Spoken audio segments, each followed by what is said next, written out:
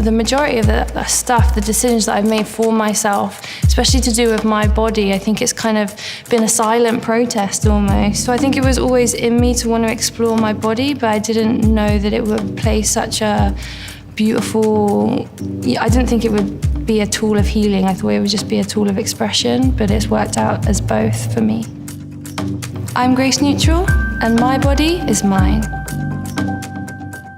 I've kind of always used my body as an expression of my creativity. The stuff that I've done to my body is not necessarily like within the guidelines of the norm. A lot of people get really bent out of shape at the idea of what I've done to my body, but that's only because it's not socially as acceptable as, say, other things that are as extreme, if not more extreme. But also the aesthetic of it and how much confidence it instilled in me as well, just by getting a tattoo or a piercing.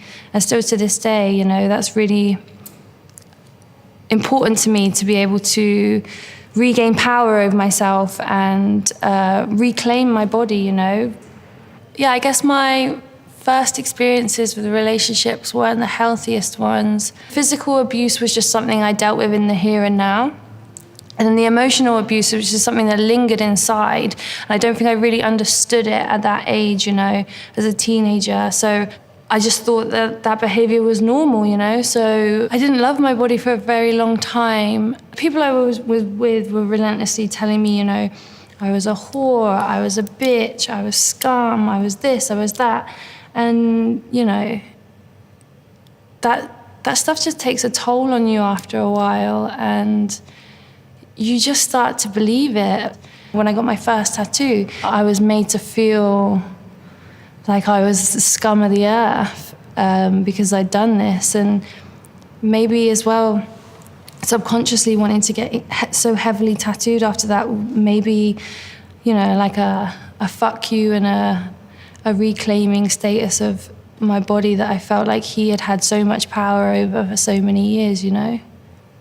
I think it's a political statement as well to do that in today's world, because for any woman to make a drastic change to their body, especially that goes outside of the constraints of the norm and what we're expected as women to look and sound and act like, the byproduct of that whole thing is that you're actually making a huge political stand with just being who you feel you should be. I think the energy exchange of a tattoo is like really powerful. It's a privilege for me to be able to tattoo my fellow sisters in whatever capacity, you know, and just to be able to have an exchange. Doesn't matter where we're from, who we are, our background, anything like that, religious or otherwise. And I think that the doors of tattooing really break down those things.